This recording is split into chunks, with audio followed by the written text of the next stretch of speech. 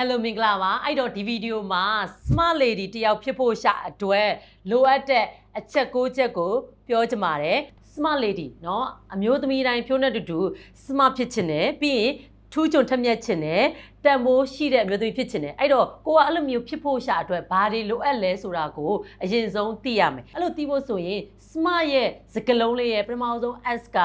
self worthiness ပေါ့နော်ကို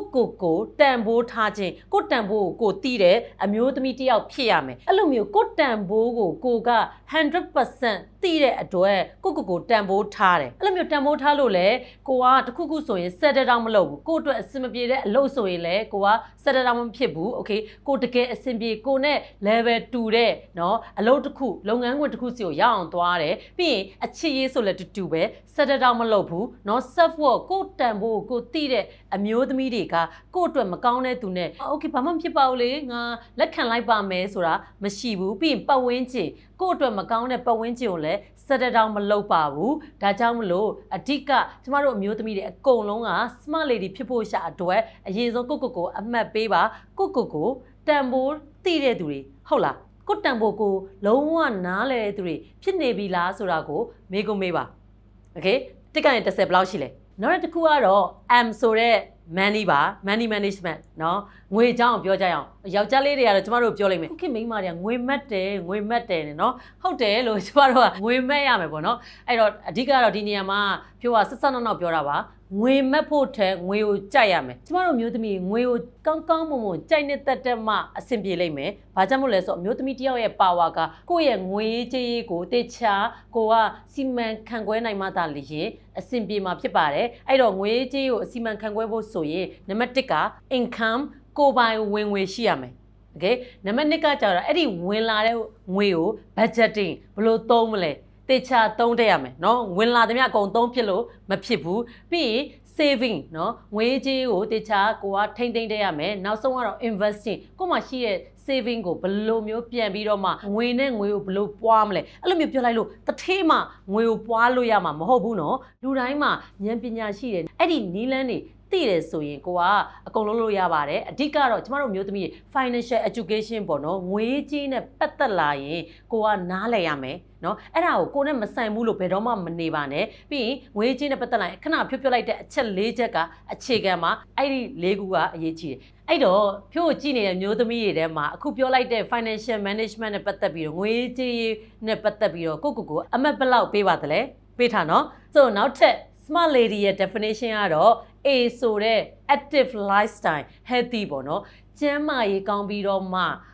ကိုကလက်ဆက်ဆန်ကန်းကုန်ပန်းအနေနဲ့ဖြတ်တန်းနိုင်ရမှာဖြစ်ပါတယ်အမျိုးသမီးများစုကအလားပါပဲစိတ်ဝင်စားတယ်ကျန်းမာရေးကိုအဲ့လောက်ကြီးဒီစိတ်ဝင်စားအောင်ပိန်ကျင်လို့ဟိုဟာတောက်ဒီဟာတောက်ဟိုဟာလှုပ်ဒီဟာလှုပ်နေပေါ့နော်တကယ်တမ်းကျတော့အဲ့လိုမျိုးဆေးတွေတောက်တာကခဏပဲပိန်နေ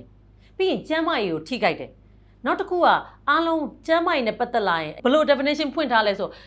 ယောဂမဖြစ်ပြီးရောဒါပေမဲ့energy မရှိဘယ်လိုလုပ်မလဲအဲ့တော့အဓိကဒီနေရာမှာ smart lady သိရမှာကကိုက active lifestyle လို့ပြောလိုက်ပြီးဆိုရင်ကျန်းမာအောင်နေုံနေမဟုတ်ဘူး energy ရှိရမယ်တကယ်တမ်းကျတော့ကျွန်တော်အားလုံးမှာပြန်သုံးသက်ကြည့်နော်အရာက energy လိုအပ်တယ်အလုပ်မှာလားပတ်စံရှာမှာလားဆက်ဆံရေးနော်ကိုက relationship မှာအဆင်ပြေချင်တာလား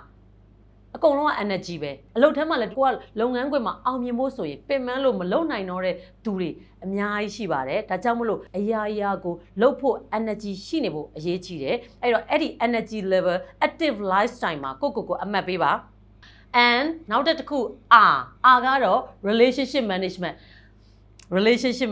ဆက်ဆံရေးတွေကိုကိုကတေချာလေးနားလည်ပြီးတော့မှ people skill ဆိုတဲ့เนาะလူမှုဆက်ဆံရေးအကြောင်းလူတွေနဲ့ပတ်သက်တဲ့လူအထာတွေเนาะလူကြောနဲ့ရမယ်အဲ့လိုမျိုးပြောလို့လူကြောနဲ့တာနဲ့နောက်တစ်ခုဒီစကားကတော့နည်းနည်းရိုင်းလိုက်မယ်ဒါပေမဲ့လူတွေကိုကိုက manipulate လုပ်တာပေါ့เนาะ manipulate လုပ်တာနဲ့မတူဘူးเนาะလူတွေကိုအနိုင်ကျင့်တာပြီးရင်လူတွေကိုကိုယ့်ရဲ့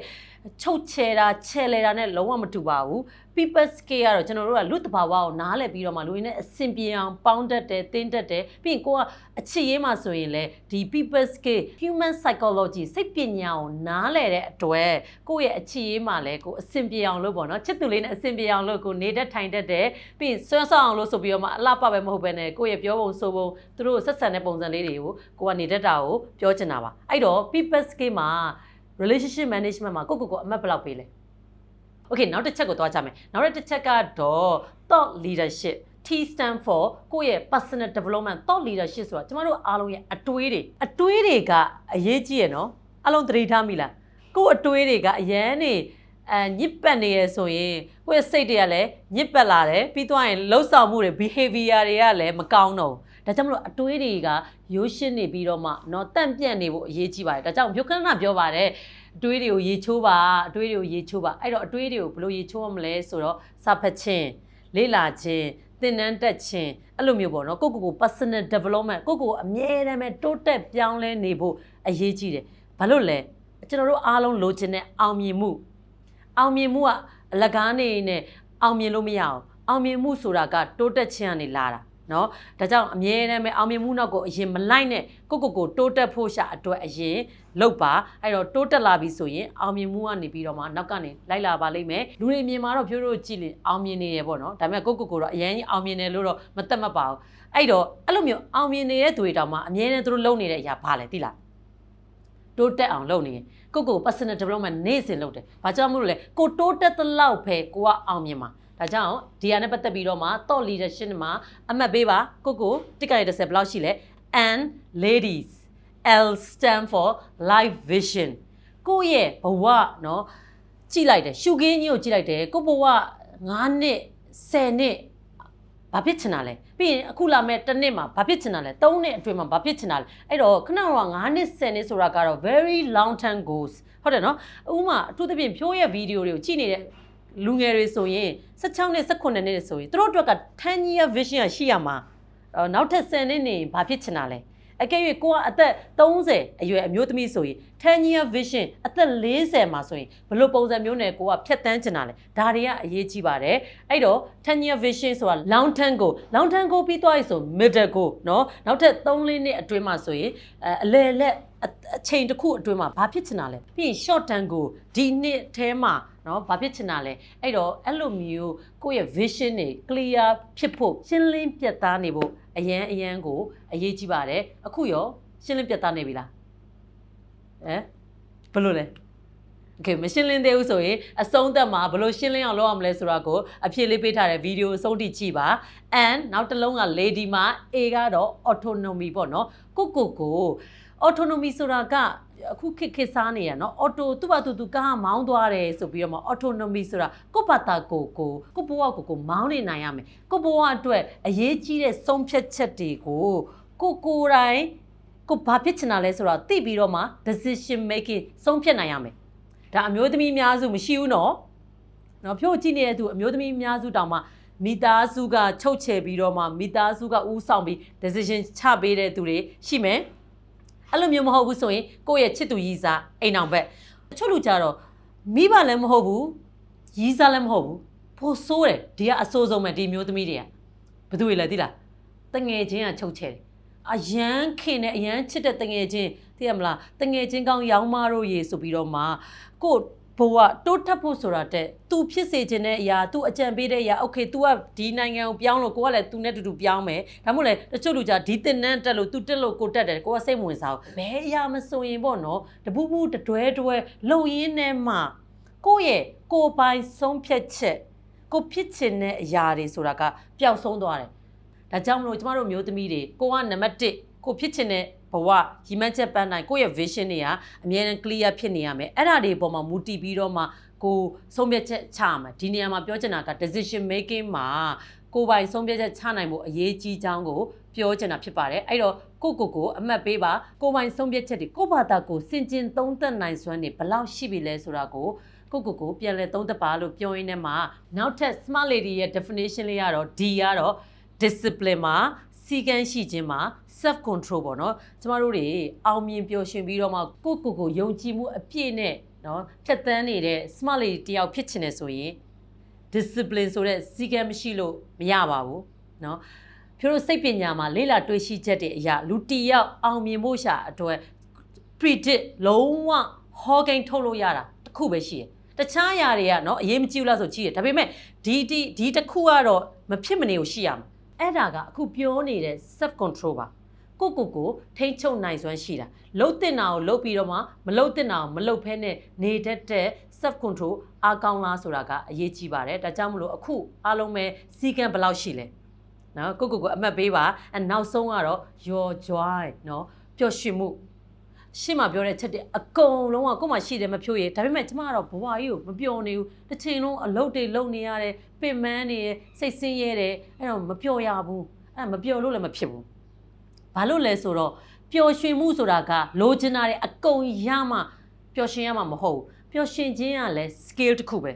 နော် happiness is a skill လူတွေကမသိလို့ပျော်ရနဲ့ပတ်သက်တဲ့စိတ်ပညာကိုနားလည်တယ်ဆိုရင်ဘာမှမရှိဘဲနဲ့ကိုပျော်ရွှင်ခြင်း joy ကိုခံစားလို့ရတယ်တချို့အိမ်ပတ်ဝန်းကျင်မှာကြည့်လိုက် तू ကသူ့ဘဝကြီးကဘာမှတော့ဖြစ်မနေဘူးဒါပေမဲ့ तू က agent နဲ့တာရတယ်ဒါကလည်းအမျိုးသမီးတွေအားလုံးပိုင်ဆိုင်ရမယ့် skill တစ်ခုပါဘာကြောင့်မို့လဲကျမတို့အမျိုးသမီးတွေကပျော်ရင်ပိုလှတယ်ဒါကြောင့်ပျော်တတ်လား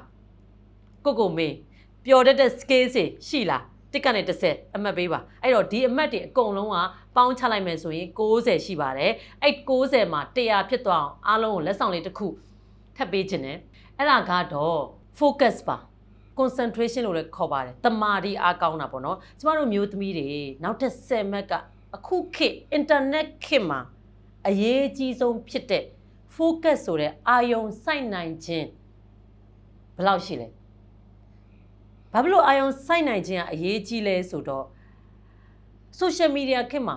လူတွေအကုန်လုံးကကိုယ်လွှမ်းမိုးမဲ့သူကြီးပဲโอเคကိုယ့်ရဲ့ရည်မှန်းချက်ပန်းနိုင်ရှင်းမပြောထားတဲ့ life vision ကပြတ်သားတယ်ငါဒါဖြစ်ချင်တယ်ဒါပေမဲ့အာယုံမစိုက်နိုင်အဲ့ဒီအာယုံမစိုက်နိုင်တာတကြောင်နောက်တစ်ခုကပိုဆိုးတာကကနာမငြိမ်ဘလို့ကနာမငြိမ်လဲ focus မရှိဘူးလေကိုကဒါဖြစ်ချင်လို့ဆိုဒါကိုလုပ်တယ်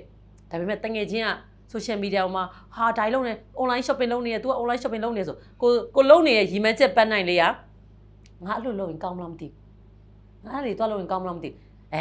တွေးဝေလာပြီပြီးရင်ကိုကဒီမှာကုမ္ပဏီတစ်ခုမှာအလုပ်လုပ်နေတယ်တခြားသူကတခြားအရာတွေလုပ်နေ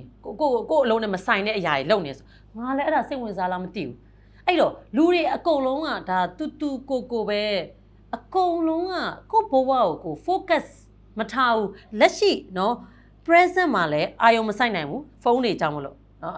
စာကြည့်ရင်အာယုံမဆိုင်နိုင်လူတိုင်းသိပြီးသားဒီဗီဒီယိုကြည့်နေတဲ့သူတွေအကုန်လုံးကတခုခုဆိုရင်ဘာမှအာယုံမဆိုင်နိုင်ဘူးအဲ့ဒါတစ်မျိုးနောက်တစ်ခုကကိုလုံနေတဲ့အလုပ်တစ်ခုကိုက